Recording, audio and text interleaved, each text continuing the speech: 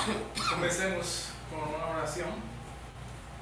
Amantísimo Padre Celestial, te estamos dando gracias por esta nueva oportunidad que tú nos das de estar aquí, Señor, ante tu presencia. Padre Santo, dispuesto, Señor, a tus enseñanzas, a oír tu palabra. Y, Señor, a que tú nos cambies a través de tu Santo Espíritu. Señor, que este día sea para tu gloria y para tu honra. Amén. Bien, hoy vamos a ver la lección número 22.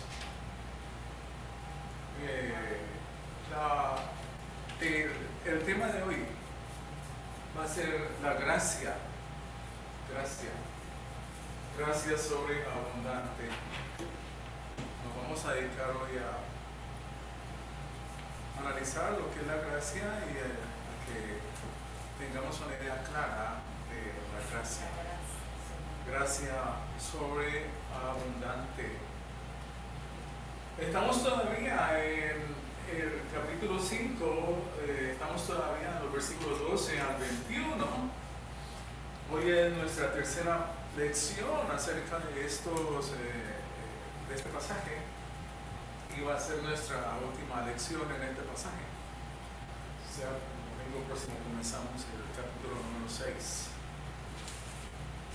Entonces, comenzamos. Vamos a leer nuevamente lo que es este pasaje. He subrayado el versículo 12 porque es el versículo que nosotros nos hemos dedicado estos dos domingos anteriores. Por tanto, como el pecado entró en el mundo por un hombre y la muerte por el pecado, así también la muerte se extendió a todos los hombres porque todos pecaron. Pues antes de la ley había pecado en el mundo, pero el pecado no se imputa cuando no hay ley. Cuando veamos el versículo 22 vamos a hablar sobre esto de que el pecado, esto del pecado y la ley.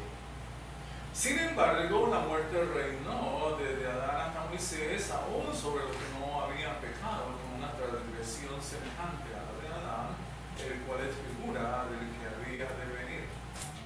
Pero no sucede con la dádiva como con la transgresión, porque si por la transgresión de uno murieron los muchos, mucho más la gracia de Dios y el don por la gracia de un hombre, Jesucristo, abundaron para los muchos. Tampoco sucede con el don como con lo que vino por medio de aquel que pecó. Porque ciertamente el juicio surgió a causa de una transgresión resultando en condenación. Pero la dádiva surgió a causa de muchas transgresiones resultando en justificación.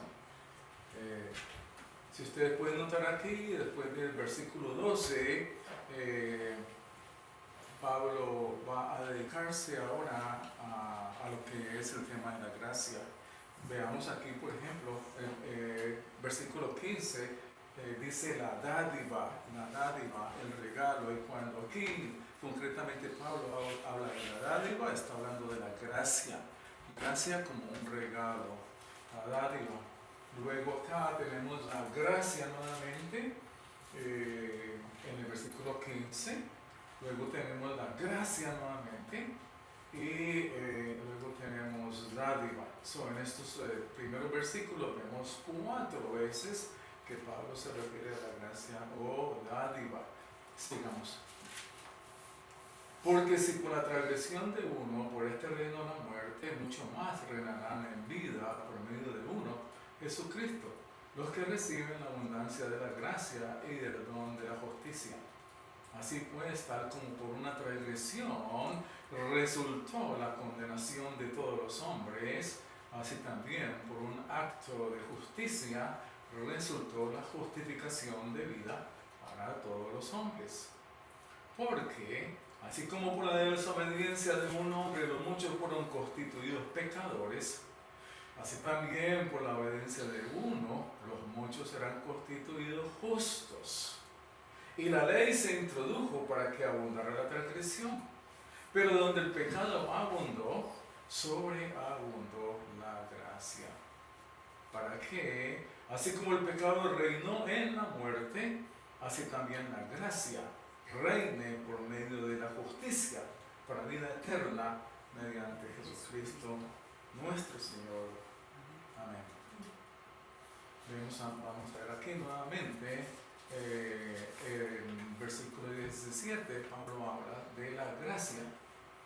Luego en el versículo 20 Pablo habla de la gracia. Y luego en el versículo 21 Pablo habla de la gracia. De tal manera que en este pasaje, en 7 oportunidades Pablo habla acerca de la gracia. Y es que en realidad, hermanos, lo que Pablo está mostrando aquí es sencillamente algo dentro del proceso de salvación. ¿Sí? Pablo nos mostró primeramente lo que fue la doctrina del pecado original y ahora nos está mostrando la doctrina de la gracia. Indudablemente la gracia como una doctrina tiene que ver, está completamente relacionada con la doctrina del pecado original. Para nosotros entender la gracia tenemos que entender la doctrina del pecado original. Y entre otras cosas, para nosotros entender la doctrina de la fe tenemos que tener un conocimiento muy claro acerca de la doctrina de la gracia. Si no entendemos la doctrina de la gracia, vamos a tergiversar o no vamos a entender lo que es la doctrina de la fe. De tal manera que la doctrina de la gracia va muy relacionada con la doctrina de la gracia. Y no solamente eso, la doctrina de la gracia se relaciona con lo que es la gracia, con lo que es la fe y con lo que es la doctrina de la elección. La doctrina de la elección se deriva de la doctrina de la gracia.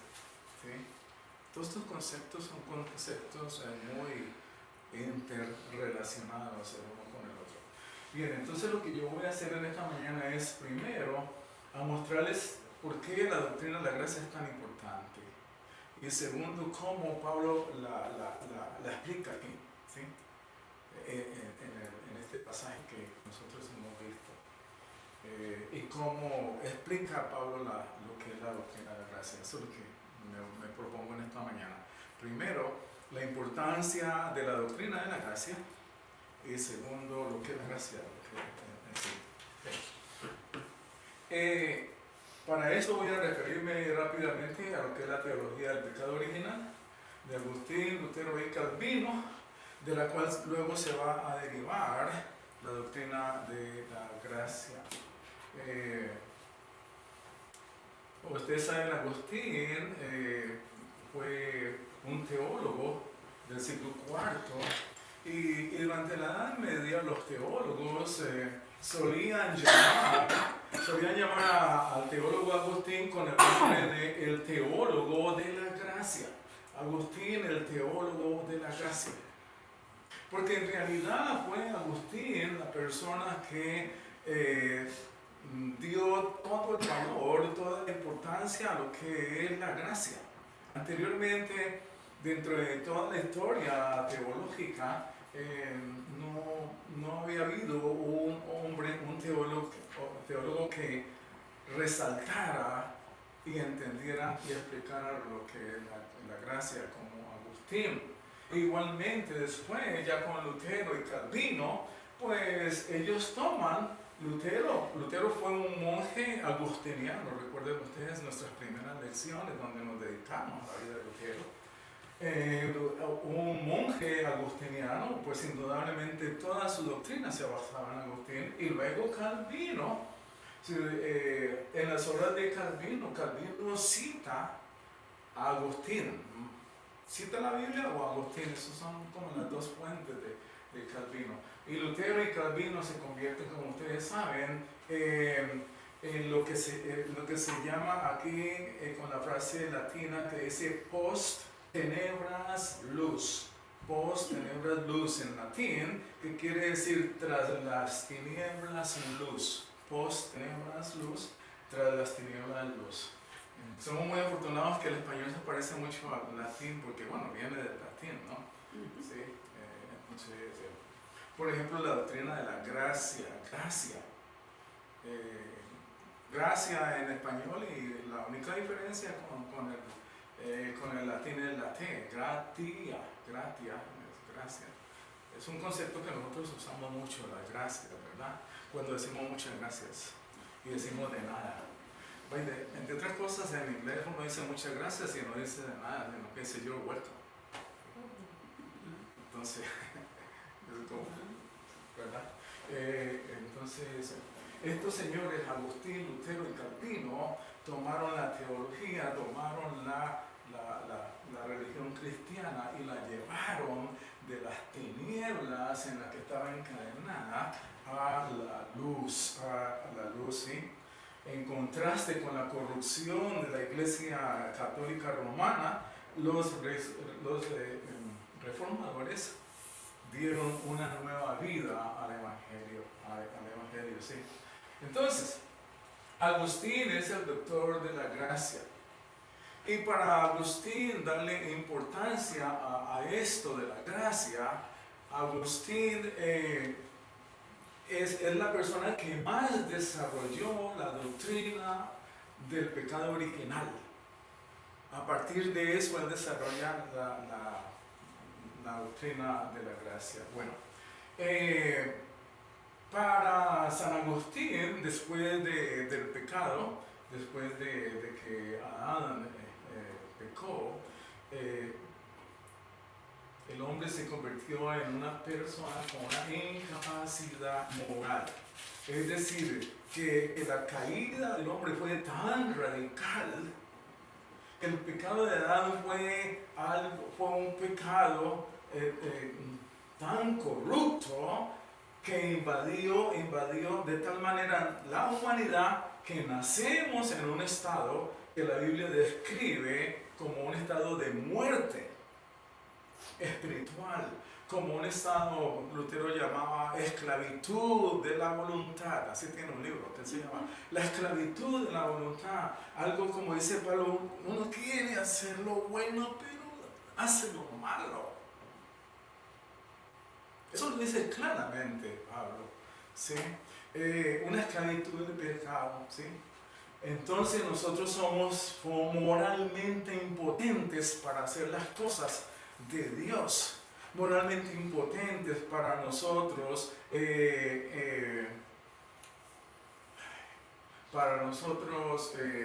hacer las cosas que Dios nos manda, ¿sí? De tal manera que a partir de ese momento, entonces, esa fue la situación.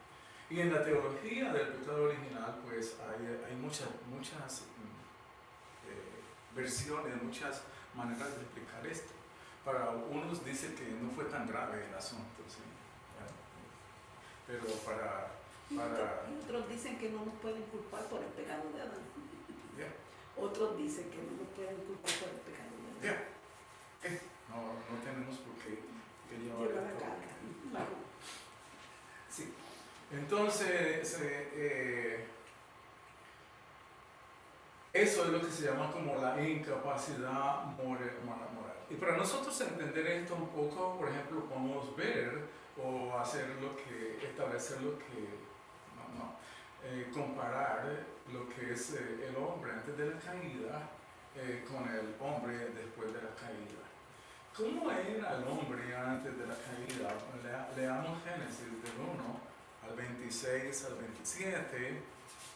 Xiomara, si tú lo tienes por ahí, Génesis 1 del 26 al 27, para que veamos cómo era el hombre antes de la caída. 26 al 27. Y dijo Dios: hagamos al hombre nuestra imagen conforme a nuestra semejanza, y ejerza dominio sobre los peces del mar, sobre las aves de los cielos, sobre los ganados, sobre toda la tierra y sobre todo reptil que se arrastra sobre la tierra. Dios creó al hombre a imagen suya y a imagen de Dios. Lo creó varón y hembra. Lo creó Dios. Y Dios creó al hombre a imagen suya, ¿sí? A semejanza suya. o hembra, varón y hembra, solamente dos, varón y hembra. Entonces, la imagen de Dios. Adán y Eva eran imagen de Dios. Adán y Eva eran semejanza de Dios. No eran exactamente como Dios, porque Dios es Dios, es espíritu. Adán y Eva era Obra y de la semejanza. tierra, ¿sí? De tal materia, de tal manera que... Y si Adán y Eva eran semejantes, imagen de Dios, eran santos, ¿verdad? Tenían la capacidad de hacer la voluntad de Dios. ¿Sí? Dios le había ordenado a ellos: sé santo, porque yo soy santo. Sé justo, haz la voluntad mía. Y ellos la cumplían. ¿Sí? Esa era. Y para eso Dios nos creó a todos. A todos, de una vez. Para que seamos santos conforme a su... Y para que hagamos sus mandatos y cumplamos con su voluntad. Y eso era lo que sí. De tal manera que había una semejanza, y ese es el ideal de hombre que Dios había creado, como podemos ver claramente en Génesis 1, 26 al 27. Pero el hombre, después de la caída, no pudo ser justo, ¿no? Por sí mismo. Mostró una impotencia total para hacer las cosas de Dios. No fue capaz más. ¿Sí? Fue tanto la voluntad, tanto se corrompió la voluntad del hombre que fue incapaz de hacer esas cosas. ¿Sí? Como dice Romanos 3, 10 al 12, si alguien puede leerlo, Romanos 3, 10 al 12, que es precisamente lo que Pablo dice después de que desarrolló toda la doctrina de la depravación. ¿Alguien lo tiene? Romanos 3, 10 al 12. Como está escrito, no hay justo ni aun uno, no hay quien entienda, no hay quien busque a Dios. Todos se desviaron, a unas se hicieron inútiles, no hay quien haga lo bueno y no hay ni siquiera uno. No hay justo ni uno. Ni siquiera. Eso es tomado, entre otras cosas, del Antiguo Testamento. Creo que es tomado del Salmo 14. ¿Sí? Entonces, no es justo. No hay quien haga la voluntad de Dios. Si pueden ustedes ya notar la diferencia, o no tanto la diferencia, bueno, la diferencia, pero lo que representó el pecado original, esta teología en la cual se aplica lo del pecado original, ¿sí? El hombre es impotente para hacer las cosas de Dios. Su voluntad está esclavizada al pecado, y su voluntad y los deseos de la voluntad son deseos que llevan a lo pecaminoso. Y esa caída puso en el hombre un corazón de piedra que huye de Dios. Un corazón que dirige al hombre a ser enemigo de Dios. Bueno, la misma escritura lo dice, ¿sí? Lo dice de una manera tan bella cuando dice que nosotros, aunque Dios amó tanto al hombre, que a pesar de que dice la escritura de que éramos, buenos días, a pesar de que éramos sus enemigos, la escritura dice así, en Romanos 5, Romanos 12, aunque nosotros éramos sus enemigos, entonces Cristo murió. Somos enemigos, ¿sí? De tal manera que hay una impotencia para hacer las cosas de Dios. Pero es porque el hombre rechazó abiertamente a Dios. En el dominio que Dios le dio al hombre estaba que se sometiera a Dios en todo. Entonces al desobedecerle, hacerse Dios, entonces ahí viene la corrupción. El 13 está fuera. Es que eso es lo que es que eso fue lo que pasó, que Adán y Eva querían llegar a ser como Dios. Porque entre otras cosas, así es que dice, ¿no? Así dice. Oh, pero Dios te ha prohibido tomar de esto, comer de esta fruta. Pero ¿qué es lo que pasa? Le dice el demonio a Eva. ¿Sabes qué es lo que pasa? Que Dios te está diciendo que no comas de esto, porque si comas de esto vas a llegar a ser como Dios. Como Dios. Y entonces Eva quería llegar a ser como Dios. Y es una rebelión abierta, porque su corazón le está indicando transgredir y ser más que Dios. Es una rebelión. Y a partir de ese momento el corazón del hombre comenzó a ser un corazón que se rebela contra Dios. ¿Sí? Y por lo tanto, si entonces el corazón del hombre se rebela contra Dios, entonces no hay, y vuelvo y repito, no hay ninguna capacidad de la voluntad humana, ni hay ninguna capacidad del corazón humano para llegar a Dios. Esa es la doctrina, eso es lo que yo quiero que ustedes tengan muy presente. ¿Sí? Hay una total inhabilidad de todos los hombres para ser justos por sí mismos. ¿Sí? Bien. Entonces, ¿qué pasaría? ¿Qué pasaría con esto? Si a partir de ese toda la humanidad en su naturaleza tenía una incapacidad moral y un corazón rebelde, ¿qué pasaría si Dios no actuara, dejara? ¿Qué pasaría? Las razas humanas se perdieron. ¿Mm? Nos perdieron. Nos No perdimos. había salvación. No habría salvación. Seguíamos en enemistad con Dios. Seguiríamos en enemistad con Dios.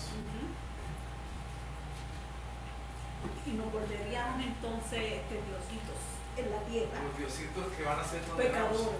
Y es yo digo que desde la época, estamos hablando de Adán, de Eva, ¿verdad? Pero si nos remontamos ahorita a este escenario, casi se está viviendo lo mismo. A mi madre bien, sí. Porque uno llega a un trabajo, a cualquier escenario, y ya llega una persona de un momento y yo quiero eso que tú tienes. Entonces yo lo veo desde ese punto. Yo quiero tener un carro como el tuyo. O sea, yo quiero Que llegar le y de una envidiamos el vez carro al tomar, vecino, ¿eh? sin pasar por nada, pero tomarlo. Eso es codiciar. No, eso es de todo, eso ahorita es lo que... Bien, entonces entendemos esto, ¿no? De la inhabilidad, de la incapacidad moral total del hombre para... Esta es una frase de San Agustín: oh Dios, concede lo que mandas y manda lo que deseas. No lo entiendo. Esta frase de Agustín ocasionó tremendo problema, ¿sí? Tremenda discusión, especialmente por la primera parte. Dios, concede lo que mandas. Concede lo que manda, Dios, concédeme lo que mandas. ¿Qué quiere decir esto? Dios, concédeme lo que mandas. Dios, si tú me mandas a obedecerte, concédemelo porque no lo tengo. Amén. Amén. Amén. Dios, si tú me mandas que sea salvo, concédemelo. Ayúdame, ¿cómo lo hago? ¿Qué tengo que hacer? Eso está muy bueno. ¿Sí? Y a partir de esta discusión vino una discusión, a partir de esta frase vino una discusión tremenda acerca de Pelagio, que fue una discusión Y ahí apareció toda una tendencia en la teología llamada el pelagianismo. Los seguidores de Pelagio que están totalmente en contra de esto. ¿Sí? Porque ellos dicen, bueno, Dios me da la salvación, como Dios me da la salvación y la salvación es un regalo, entonces, ¿por qué a pesar de que es un regalo tienen que concedérmela? Si es un regalo, pues entonces yo lo tomo. ¿Sí? Pero la escritura o Agustín dice, no. La salvación es un regalo y por el hecho de ser un regalo no necesariamente tú lo tomas. No. La salvación no es un regalo para la humanidad. Porque de tal manera amó Dios al mundo que le dio un regalo, pero no todos los hombres lo tomaron. De modo que la salvación no es, la salvación se ofrece a todo mundo, a todo hombre. Pero no la toman, la dejan, la botan a la basura. Porque el hombre dice, no, es mi decisión si yo la tomo o no la tomo. Yo soy libre Libre albedrío, por eso. para tomarla o no tomarla. ¿Sabe qué dice Agustín? Dios me está dando la salvación, pero yo soy incapaz de tomarla. Yo no puedo tomarla. ¿Cómo hago? Habilítame para eso. Habilítame a ser salvo, porque si no, yo por mí mismo no puedo. Esa es la doctrina del pecado original. En este tema hay que tener en cuenta algo, es algo que lo que tenemos que reflexionar seriamente. Si la salvación es un regalo y cada persona sabe lo que es lo bueno y lo que es bueno para ella, ¿por qué no la toma? ¿Por qué si la persona se le dice, es que si no tomas la salvación que se te ofrece en Cristo, te vas a ir al infierno? No la toma. Porque está incapacitado. Exacto, porque el asunto no es solamente de saber o de conocer la información, el asunto es de incapacidad de corazón. Es que sé lo que es lo malo, sé cuál es la consecuencia que me estás diciendo y no me importa porque prefiero hacer lo malo. Esa es la corrupción del pecado en el corazón del ser humano. Esa es la incapacidad de la que estamos hablando. Y por eso Dios concede lo que mandas. Amén. Concede. Amén. ¿Estamos bien? Increíble, ¿eh? Sí. Ok. Bueno, pero no es mala noticia, ¿verdad? Exacto, vamos a la gracia. Ahora viene lo maravilloso de Dios. Ahora viene lo maravilloso. La gracia abundante. La gracia abundante. La gracia abundante. De la cual nosotros gozamos ahora, nosotros como cristianos. Amén. Ya salimos de ese estado de corrupción enfermizo. ¿Sí?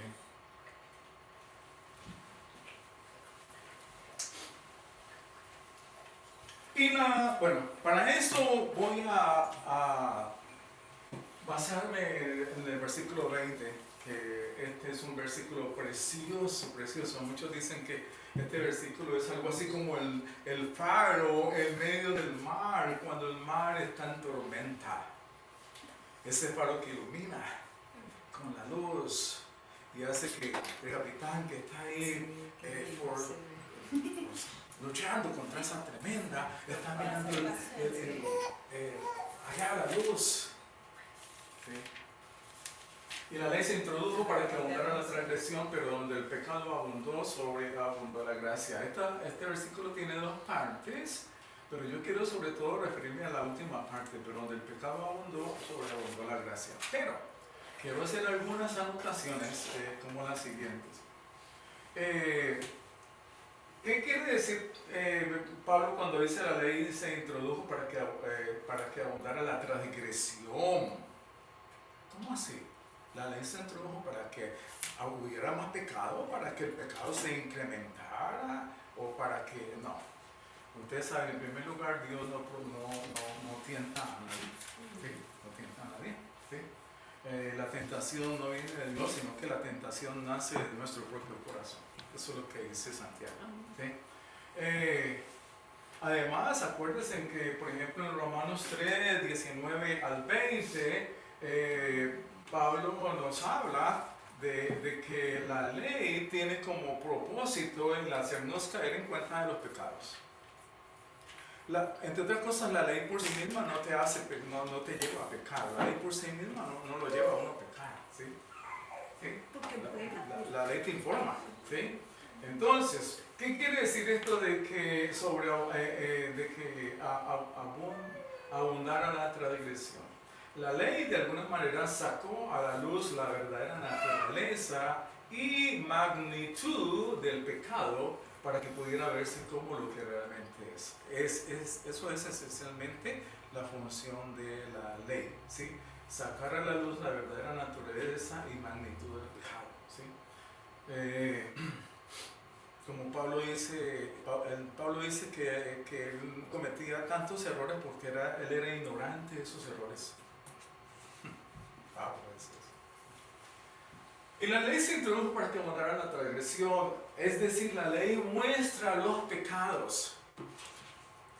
Si la ley no me dice que esto es pecado, entonces yo voy a continuar haciéndolo porque la ley no me está mostrando que sea pecado, entonces para mí es algo normal.